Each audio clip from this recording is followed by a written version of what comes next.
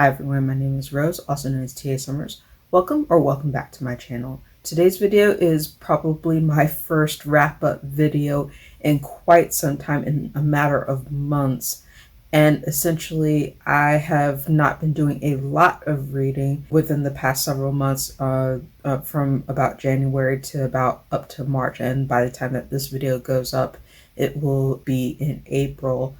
I have read a total of 12 books this year. Not last month, not even over the last 2 months. It's been a total of about 12 books. So that's slower than what I'm used to for my respective pacing in terms of reading. But I figure since I've been doing a lot of different things between being busy with day job, being busy doing other things, like playing games, as I've mentioned in previous videos before, I figured I'd just be patient with myself and try to catch up with and being able to reflect on everything that I've read. So what this video is going to do is going to recap the 12 books that I have read in the past several months.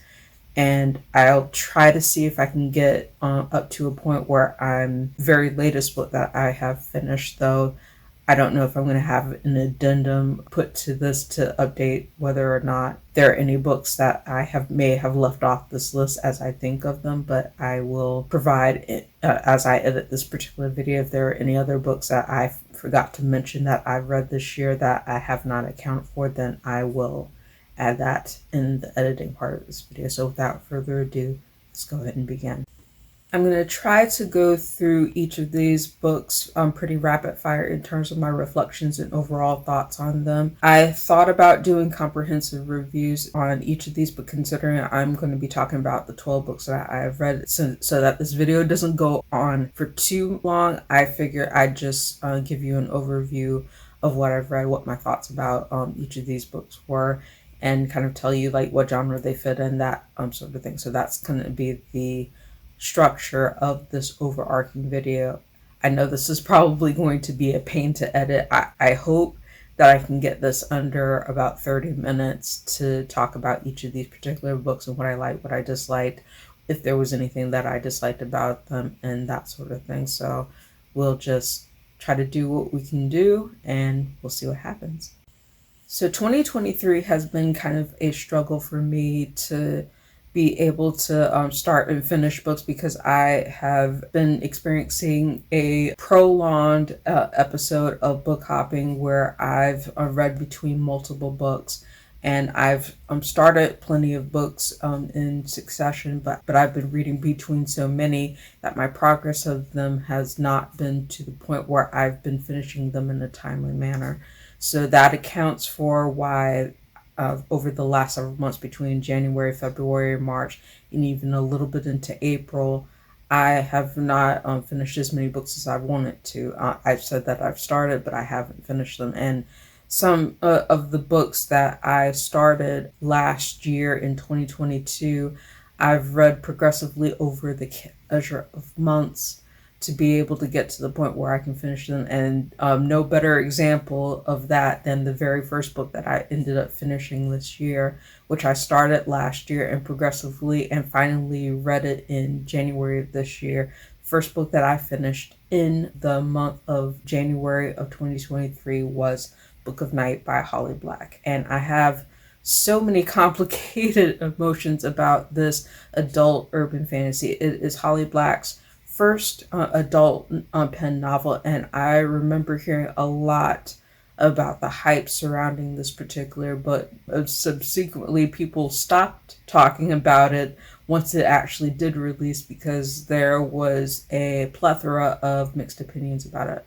So I took my time with this one in terms of getting to it, because once the hype kind of died down, I was like, okay, so let me just pick it up and I'll read through it and I'll see what happens. This is essentially the story of a woman named Charlie Hall, who is basically in the business of dealing with shadows, and that's kind of the key factor in the particular world that's built in the Book of Night series. This is supposed to be a duology, and this is only the first book in that particular series. I'm not going to go into too many spoilers about what happens. I'm just going to give a general overview of what happened in the book and what my thoughts about it were. Considering Charlie's respective trade and considering how she is purportedly set up to be a genius of her craft and trying to get out of her respective business, but pulled in for one last big job, I thought that the narrative was selling Charlie's expertise a little bit too hard in a number of different examples throughout the text. I wanted to believe that Charlie was as good as as she was purported to be, but the narrative showed her making mistake after mistake after mistake, and I'm fine with flawed protagonists. I'm fine with seeing how characters struggle within a narrative, because that makes the journey more fulfilling depending on how it's done. But with respect to Charlie, in terms of basically being in this particular world and the job that she has to do in terms of working with the respective shadow dealing that she does, there are a lot of situations where she kind of gets into it by just essentially bumping into one bad place after another. So it feels like it's very circumstantial, and where the character makes she's intended to be an anti-hero, as I mentioned in my review for this particular book, but I felt that she has a kind of a wishy-washy demeanor in terms of how she approaches certain situations in this respective novel, and that threw me out of the book so many times, unfortunately, for where I wanted to be more immersed in the world building and the respective underhanded dealings and other aspects about this world. It's intriguing in its premise, and it's intriguing in basically like the details of this perspective of the world, but it feels like it was shortchanged by the character and her actions, and it feeling like she was just maneuvering between one bad place and another. And Charlie is a bit of a rambler. She kind of takes tangents throughout the narrative that feel like it detracts from the overarching rolling action of Book of Night. That was one of the other things that threw me out of the story, respectively. I did not care for that particular part of it. I really just wish that the story would have focused more on the actual lore and the pieces of and the overarching mystery, rather than taking tangents based on Charlie's whims, and been a lot more cohesive within the respective narrative. So I know the transition to young adult to adult writing can be difficult for some authors, but I feel like, and it's hard for me to say because I have not read Holly Black's writing in quite some time. Book of Night, I've read the Tide series. I have not read any of Holly Black's other YA contemporary urban fantasies to date, so it may be a matter of me trying to come back to Holly Black's writing after a prolonged hiatus, and I do plan on revisiting the Tide series as soon as I possibly can. But I felt that there were certain pieces of this that kind of felt like that it was better suited to YA rather than an adult retailing. There were certain things that definitely made it more adult, based on like the content and based on the language and based on certain themes and things that are explored in the book. But it still didn't feel like it completely transitioned over from her YA writing into adult. So for an adult urban fantasy book, and I have read so many different adult urban fantasies. I have read from Chris Marie Green. I have read from Rob Thurman. I have read from Devin Monk. I have read from Patricia Briggs. I read from Shauna McGuire. So I'm not unfamiliar with adult urban fantasy in terms of the world building, in terms of stories in that vein. So when I look at Book of Night individually and compare them compare that to other urban fantasy books that I have picked up that are firmly in the vein of adult urban fantasy, this didn't feel like it measured up as much as the hype or as much as the clamor or as much even in terms of peers to what I like in that kind of narrative. So unfortunately, Book of Night was, I liked aspects of it, but it was disappointing to me in terms of the execution of it. I may still try to pick up the follow up to Book of Night to see where it goes, but unfortunately, this particular book disappointed me for the level of potential that it had. So I gave this a total of, I believe it was 2 out of 5 stars. Yes, I gave it 2 out of 5 stars. I thought it was okay, but I think it definitely could have been a lot better. The next book that I finished in the year of 2023, and I believe this was also back in January, was Five Survive by Holly Jackson. And I did get this as a galley from NetGalley, but I also picked up the audiobook version from Audible that was narrated by Emma Gavin.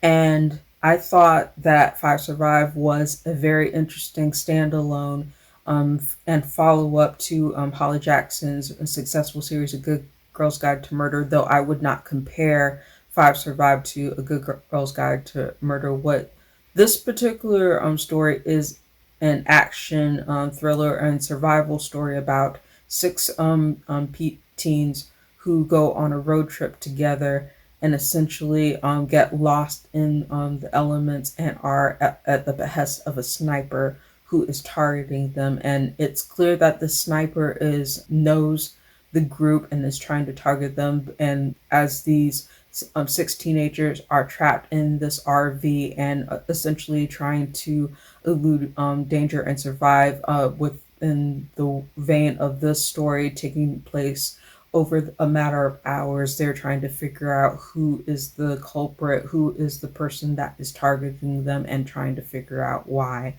And I thought that this was a very strong young adult story within that respective vein. Like, for what it offered, it kept me guessing, it kept me going on my toes. And I really enjoy Holly Jackson's writing as a whole in terms of things. I've read the first book in the Good Girl's Guide to Murder series, and I've read part of the second book in that series as well.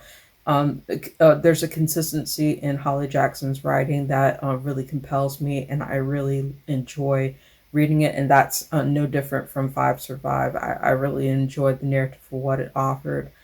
There were certain places where I feel like maybe the characters could have been a little bit more fleshed out. I thought they were distinctly defined, but I thought it could have been a little bit better in terms of that, as well as certain elements of it where the pacing was a bit off. But I thought it was a very strong novel for what it offered, and I definitely look forward to reading more of Holly Jackson's work in the future. I think I gave Five Survive overall as a 3.5 stars out of 5 stars.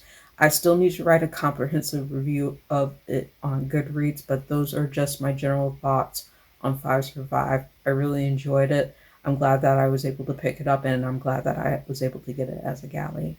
And the audiobook narration by Emma Gavin was very well done. I generally enjoy Emma Gavin's narration of YA books in general, and this one was no different. So those are my thoughts about Five Survive by Holly Jackson. Really enjoyed it. 3.5 out of 5 stars. Next book that I finished in the year of 2023 is the final book in the Trickster trilogy by Eden Robinson. This is Return of the Trickster.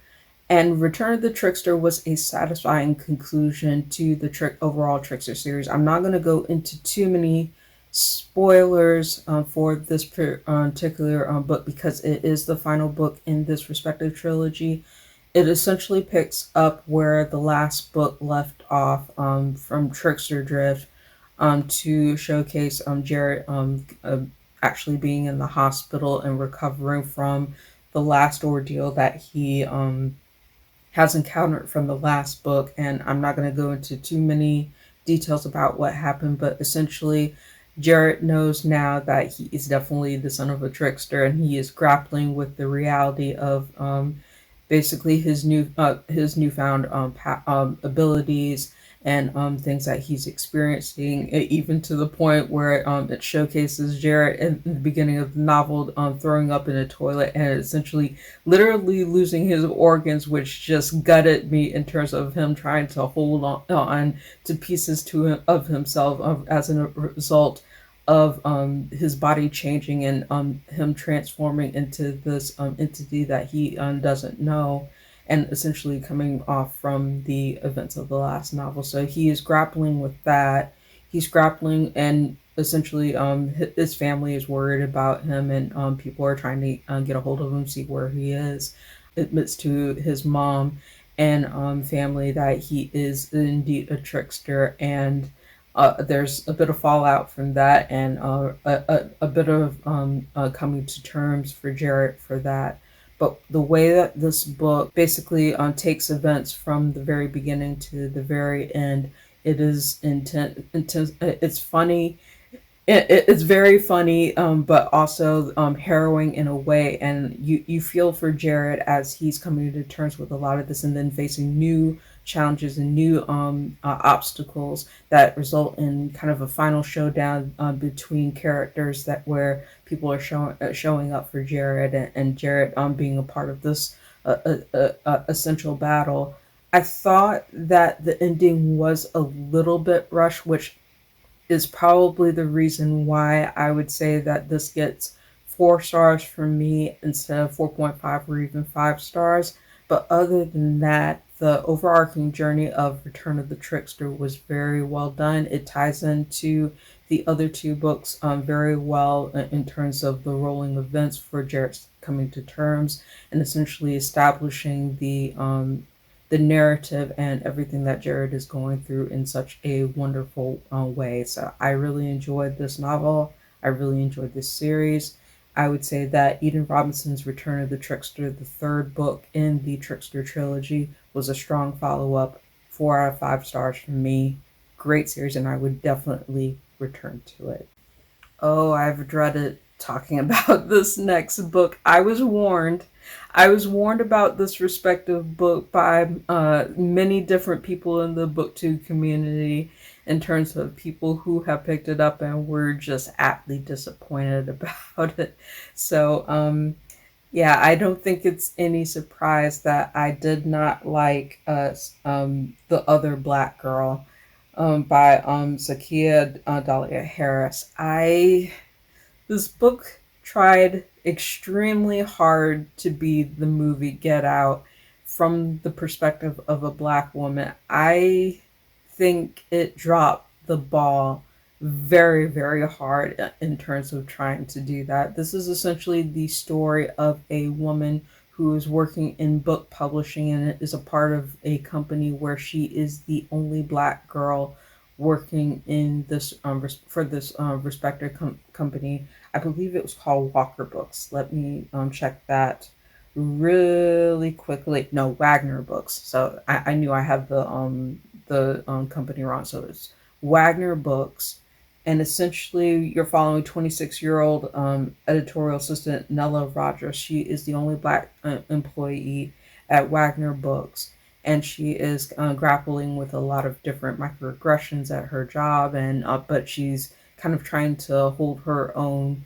in terms of navigating this particular environment and things like that, at least until another new employee comes where it's clear that she is not the only black girl. The woman that is essentially coming into a Wagner working with her is named Hazel, and Hazel is a welcome addition for Nella at first in terms of the environment, because it's like, I'm not the only black girl anymore. I have somebody who basically, shares my experiences and stuff like that. But that quickly changes when upon the arrival of Hazel, things start happening to Nella that essentially make her question a lot of different things.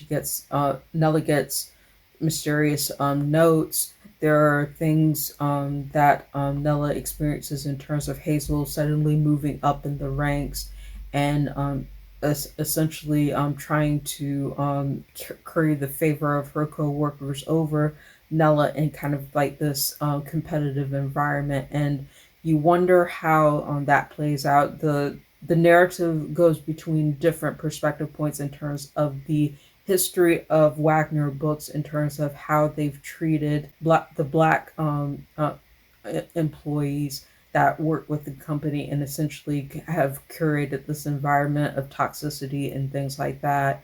Ultimately, to a point where you're not sure what the overarching situation is in terms of what Nella is dealing with, but it goes into that up to the final conclusion. And I thought that this particular book did not do a great job. There were certain pieces of it that feel real in terms of the microaggressions that Black women face in the workplace. But the way that it chose to showcase that felt so.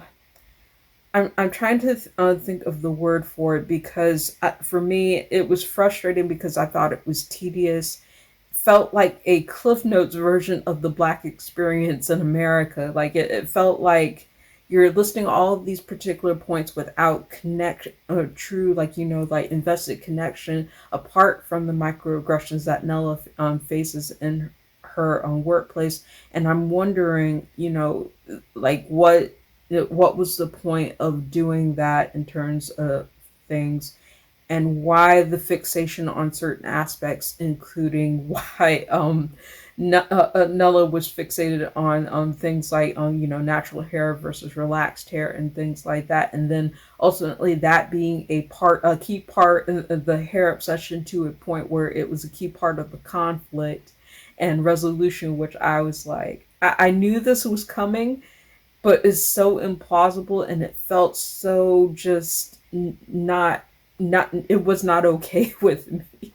It was not okay with me at all. And I've heard so many people in the bookish community who say, like, was there any Black people who actually sat down and read this book and liked it? I can safely say, like, in terms of my experience as a Black woman as well, I did not like this book at all. I thought it was tedious. I thought certain elements of it I could relate to, but other than that, it just was not a great. It was trying so hard to be get out that it really kind of, and it probably looked good in terms of the planning process of trying to vet out this novel, but the execution of it was not good at all. So I will say it like that. In terms of the other Black girl, I did not care for it. I think I gave this 1.5 out of 5 stars. Okay, so yeah, I give this 1.5 out of 5 stars for tedious storytelling, on fixation on things, despite having some moments of genuine reflection in terms of the microaggressions that Black women face at work and in competing environments in terms of the corporate ladder. I thought that this just really lost the execution. The execution of it was just not good, and I think it had a good idea, but it had an idea of where it wanted to go, but in terms of the way that it was executed, it was just not good. So the other Black Girl by Sakia Dahlia Harris, 1.5 out of 5 stars. I did not care for this book. I think this was one of the most disappointing reads of this year for me so far, if not one of the worst books of this year for me so far. So I'll leave it at that. So the next book, the fifth book that I read in 2023, was Jason Reynolds and Jason Griffin's Ain't Burnt All the Bright. This is a collection of 300 pages of both poetry as well as art that showcase a very brief story about a boy who is living as a Black boy in America and observing different things about that experience within the vein of his family, and essentially kind of taking in all of these different pieces of what is going on in his respective life. I thought it was a very well done brief read. I read it both in the physical form as well as the audiobook form, And I thought that Jason Reynolds did a fantastic job of narrating the first part of the audiobook. It was him reading that first, and then it was a multi-layered cast that followed up a second reading in the audiobook. And also, it featured an interview discussion between Jason Reynolds and Jason Griffin about like the culmination of what led into the creation of this particular book. I thought it was very well done. It made me a little bit emotional as I read through it because it's taking in different pieces of the reality of COVID being a thing, as well as different things within the life of this particular family. It hit a lot closer to home than I was expecting it to. And I'm not gonna spoil the overarching narrative because I think the less that you know about it, the more impactful it is, and it's such a quick story to go through. But the combination of the poetic telling of this respective story, as well as the art, and as well as the different modes of narration, I thought was very well done. I gave this an overall rating of 4 out of 5 stars, and it was definitely a read that I appreciated for picking up this year. And I can't wait to read even more collaborations between the two in the future. The next book that I read in 2023 is a follow up to a manga series that I have been reading progressively, and I'm glad to say that I was able to pick up the seventh volume of Given by Natsuki Kizu and finally read it for myself. I thought that this was a decent follow up to in the scheme of respective stories that were told in basically like Given. There was a bit of more focus on the side characters in this particular volume than other volumes. I thought it was well done. Mifuyu is trying to kind of go back and forth in terms of grappling whether or not to go pro with the band, and also being able to see more of the story with respect to Shizumi and Hiragi, and basically seeing their respective relationship as well develop for this particular installation in the series.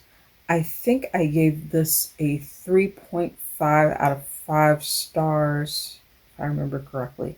Yes, yeah, I gave it 3.5 out of 5 stars. It does seem like that the series is kind of like taking more time to flesh out its side characters with interludes of the main characters that we've started following from the beginning of the series. But I still thought it was well done. It kept me immersed, and I liked it from start to finish. So I think it was strong. I'm definitely looking forward to picking up the other volumes of Given as I can do so, but I will be picking up the next several volumes of the series as they release and give you my thoughts about it. But it's definitely shaping up to be one of my favorite manga series of the year, if not of all time, in terms of how it chooses to showcase its characters and being able to follow it.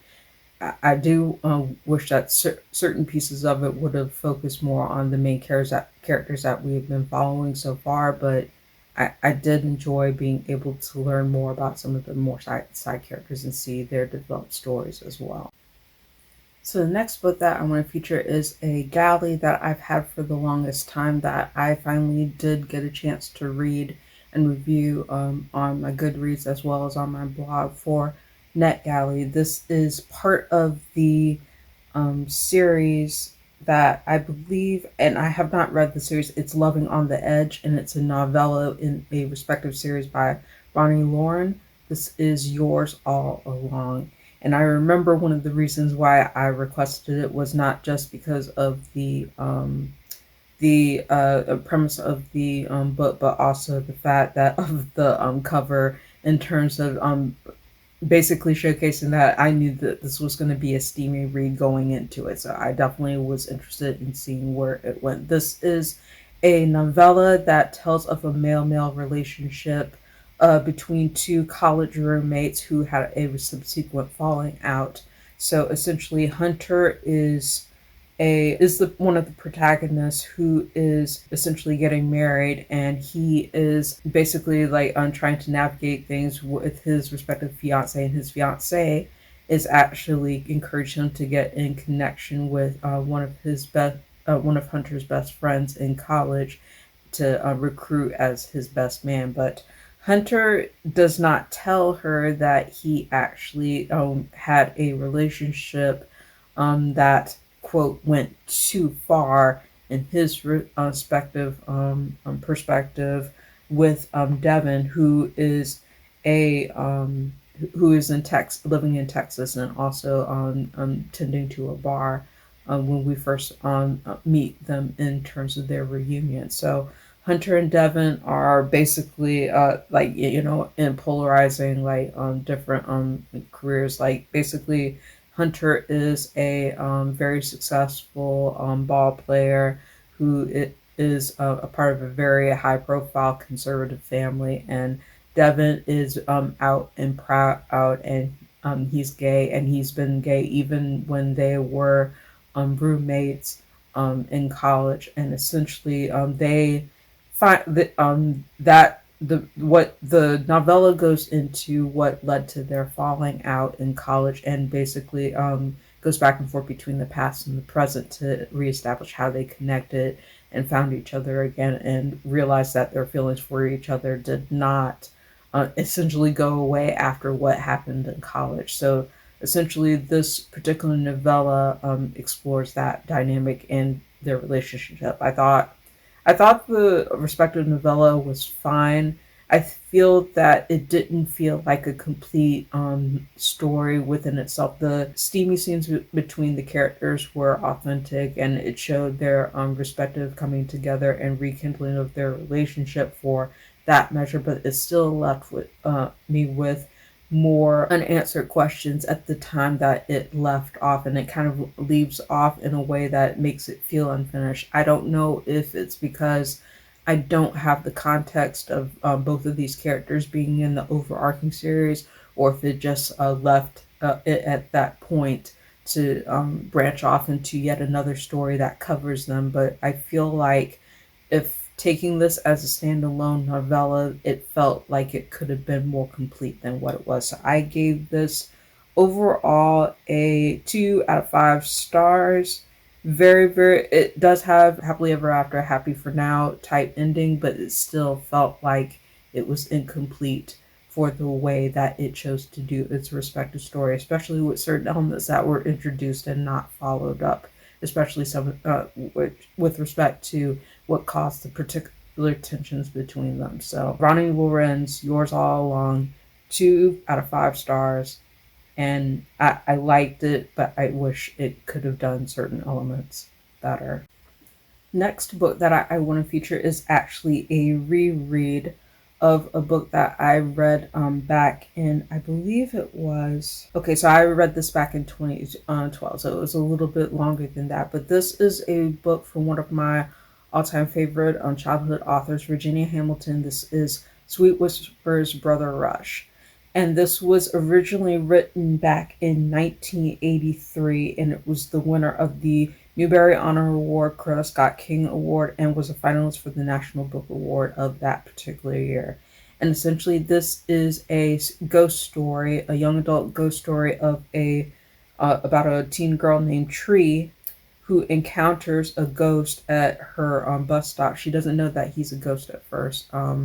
She just happens to see him very impeccably dressed, and kind of has a crush on him when she first comes across him, like at the bus stop. But then she realizes that there's more to Brother Rush than she thought when he suddenly shows up in her house. Basically discovers him as a ghost. Really stuck out in my mind. She was like, oh my gosh, what, in terms of things. And Brother Rush's appearance is essentially a catalyst of showcasing things about Tree's life and family that she has not realized, and explains kind of the rift that has happened in her family between her mother and her brother who was born with a disability. And I liked elements of this respective story with how it chose to tell the story of a family and their particular tensions, and how Tree comes to terms with those tough revelations as she is navigating the flashbacks up to the present day that Brother Rush portrays to her. She basically sees visions of that past through what he's able to show her through his abilities. And ultimately, there are some very difficult subjects that are tackled within Whisper's Brother Rush. I don't think that some of these elements age very well with respect to how it chooses to talk about disability, especially since disability rep has come so far with respect to the present day. Like, there's a certain thing that happens to one of the characters in this that is very heart aching, but without going to too many spoilers, but I still felt that there were very genuine explorations of disability, of the challenges within family, and the way that other characters treat people, especially with respect to how people perceive disability, and also those who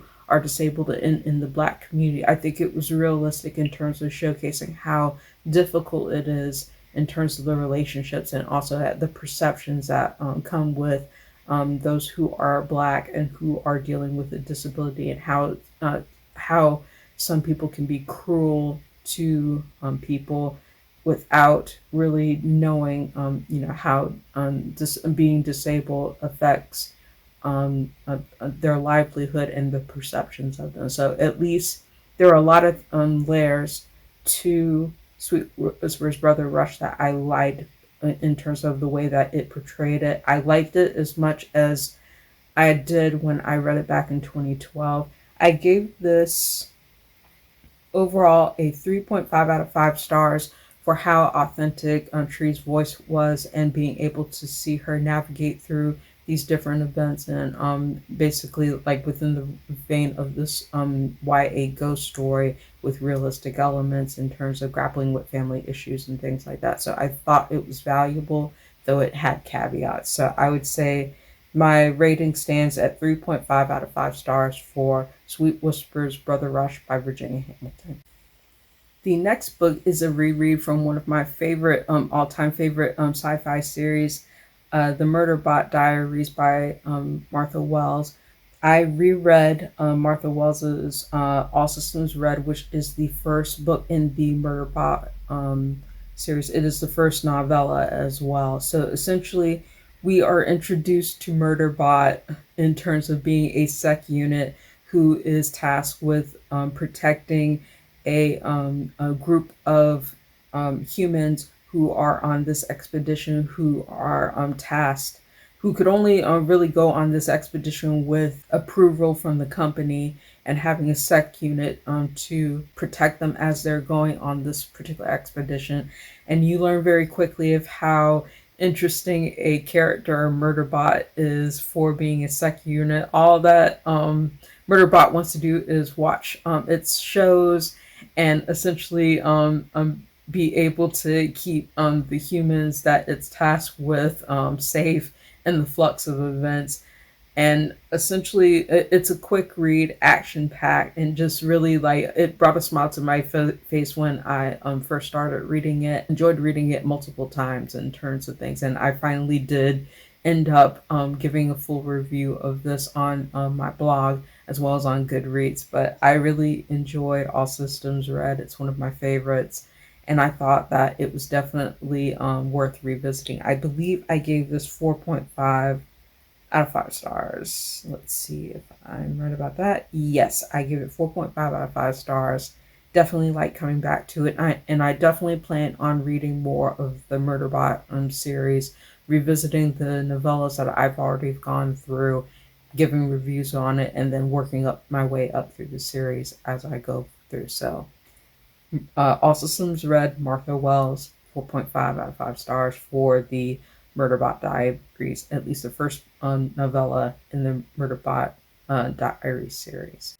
The next book that I read in the year of 2023 is actually one that I did finally end up finishing, that I really enjoyed, and is one of my favorite books of 2023. This is The Sunbearer Trials by Aiden Thomas, and this is a YA fantasy story that draws upon Mexican lore and Mexican culture with respect to this 10-year event that is meant to showcase participants of Emidioses from different kingdoms, where they are trying to maintain the power of soul and prevent the world from plunging into darkness and becoming overridden by the obsidian gods. We follow Teo, who is a 17-year-old semidios from the Jade Kingdom and the trans son of Quetzal, as he is about to be a part of the Sunbearer trial events. And he at first Teo thinks that he is going to be observing these events with his best friends, and partaking in the festivities, and he's well-meaning and charming, and we really get to know Teo as the story goes forward in terms of how he helps out his friends and he cares for them and his family and respectively. But things start taking a turn when he comes into the arena, and essentially from the selection process, he is one of the people that is selected to participate alongside his friend in this competition, which is basically a series of different trials that take place in different locations, and Teo has to navigate trying to help his friends and protect himself, and be not the one he doesn't necessarily want to be the one that's chosen as the winner of the Sunbearer Trials. He really just wants to survive, because there's one overall winner that is crowned to be a part of the ceremony that maintains soul's power, and then and the loser of this respective competition is the one that is chosen to be sacrificed for the kingdom, in order to make sure that the obsidian gods do not come into power as a result of maintaining soul's power. So essentially, I'm not going to go into the spoilers for this respective story, because there are a lot of things that happen. It's very action packed, it is very thrilling, and I really enjoyed following Teo through this respective journey in terms of navigating the different trials, and also his rapport with his friends.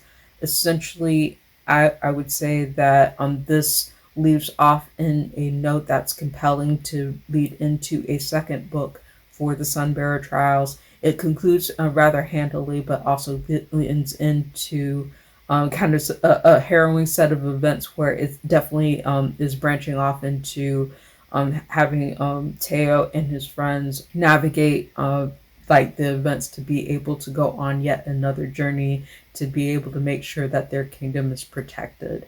So I really enjoyed the Sunbearer Trials.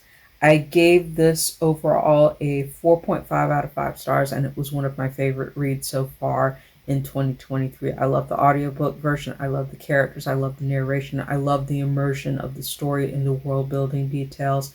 And I'm definitely looking forward to the follow-up of this respective series. So the next book that I read is actually a reread from last year. It came out just at the tail end of last year as a timely holiday read, but I thought that I wanted to pick it up again to reread through it, and also listen to it in the audiobook version narrated by Wesley Shaban. So this is Faded Memories by Christina C. Jones, and this is part of the Night Shift series. So essentially, this is a very timely holiday themed story that takes place around Christmas as well as New Year's, in the life of the main character, who is Katari. And Katari goes to work for Night Shift in the aftermath of a very messy divorce from her husband. She is trying to basically navigate the aftermath of that experience as best as she can, and she ends up basically serving a very mysterious patron that she observes while she's working at night shift. And he challenges her in a way to think about her current circumstances in the aftermath of that divorce, and basically like navigating her life decisions and things like that previously from that point. And one of the lines that really stuck with me, that this particular mysterious character says to Katari, he says, "This ain't you, you ain't been you, and you're not going to be you until you take a good look at yourself." And I thought that that was a very powerful statement. I don't know of very many people who couldn't identify with that particular statement in terms of looking at their particular lives and knowing where they've been and where they want to go in terms of life, and questioning in terms of the decisions of whether you're living your life for you or if you're living your life on somebody else's terms. So basically, Katari has to kind of grapple with that particular decision. And it's not, and this mysterious stranger is basically like a ghost of Christmas past, present kind of thing, kind of a spirit who kind of guides Katari, like in on terms of this particular appearance. She also ends up rekindling a relationship with the guy who got away, essentially Derek, who she meets with, and ends up rekindling her relationship with Derek. I really liked in this 53-page novella that this love story that we get to see these characters reconnect, even and also Katari trying to grapple like with becoming more true to herself in the scheme of events of this novel. I thought it was very well done. At first, I thought that it might have been too short. In the very first time that I read it, so I gave it only 4 out of 5 stars when I read it at the tail end of last year. But upon rereading it, as well as listening to it in the audiobook version, I bumped up my rating because I thought it was very well done and I really enjoyed it. So this novella, Faded Memories by Christine C. Jones, I gave this 4.5 out of 5 stars. It was one of my favorite reads. I thought it was a very fitting and well thought of follow up to the night shift, to the overarching Night Shift series. And I'm definitely looking forward to seeing more of what Christina C. Jones writes, even in this particular series, as well as outside of it. And the very last book that I have to cover on this particular video to catch up with what I've currently read in 2023 is a book that was actually banned. And it's interesting that it was a banned book, a banned graphic novel that is essentially called Banned Book Club. And this was written by Kim Hyun Suk, Ryan Estrada, and Ko Hung Ju, who is the illustrator of it.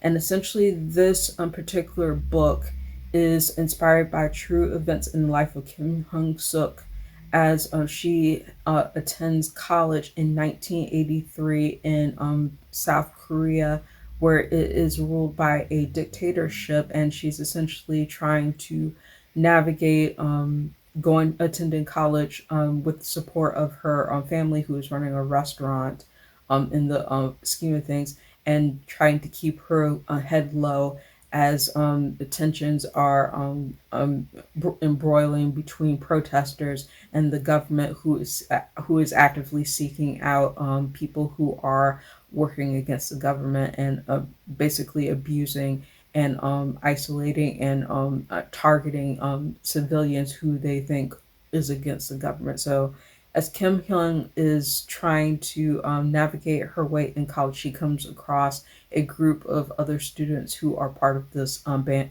and book club. And she doesn't know that it's a banned book club at first. She kind of is looking for different extracurricular activities to participate in while she's attending class and things like that. But she becomes a part of the banned book club. She learns from her respective classmates and her friends that these are different books that are censored by the government, though they encourage certain things that the government doesn't want them to know, and histories and different ideas and things like that. And they have their different ways of navigating around the bans and staying undetected by the soldiers who are trying to keep these materials out of their hands. But essentially, things come to a head, and Kim Hyun has to try to figure out ways to keep her family safe and her friends safe, and navigate outside of the control of the government, and essentially fight for what she believes in. I'm not going to spoil too many things about what happened in the spectrum of the story, but I thought it was very well done in terms of a graphic novel for teens, in terms of showcasing a young protagonist who is fighting for what she believes in alongside her friends, and ultimately coming up to the present day in terms of showcasing the history of South Korea and how it was shaped from the time that Hyun was in college up to the present day, where she reconvenes with her friends and looks back on events that happened in the history of the country. And I think it was a timely read, especially considering a lot of the book challenges and book bans that are happening in the United States. So it is a very timely read, very well done. I thought also the humor in this was very, very funny. I found myself grinning from ear to ear when I basically heard the rapport and some of the quirks of the different characters and different people that you get to know in this respective story. So I thought it was wonderfully done. I gave this a total of 4.5 out of 5 stars, and I thought it was a very strong read. It was definitely one of my favorite reads of 2023 so far. And I hope to read more from the author, a group of authors, and in the future, as well as more books like it. I'm bummed that it was banned. I've heard that since it was announced that this was particularly banned in a school system that has been released from, it has been essentially unbanned. But I think it's ironic in terms of the fact that it was called Banned Book Club, that it ended up being a banned book. But it's a wonderful read, and I would highly, highly recommend it to people. Definitely teens, and even just anyone who can pick it up for that level of investment in terms of the historical aspects of it, as well as the real world relations in terms of how it chooses to showcase its themes. So, Banned Book Club, 4.5 out of 5 stars. So that is all the 12 books that I have read in 2023 so far. And I hope that April is a more productive reading month for me. It already has, it seems like that I'll kind of get back into my regular reading perspective coming up within the respective month. But I really enjoyed the 12 books that I have read so far, with the exception of a few. And I hope to have a more timely release of book reflections for you in terms of my wrap-ups and things like that moving forward. So this is a long one. My editing me is probably going to have a time with this video in terms of how long it is, but hopefully I can get this up on the channel for all of you, especially with some of the challenges that I've had for filming with my corrupted SD card and everything. So hopefully this ends up being a little bit easier and a little bit more timely. So thank you all for watching. If you like this video, please give it a thumbs up, hit the subscribe button, and hit the notification bell to be informed of when I post new videos on the channel. Thank you again for watching. I hope you have a wonderful day, and I'll see you next video.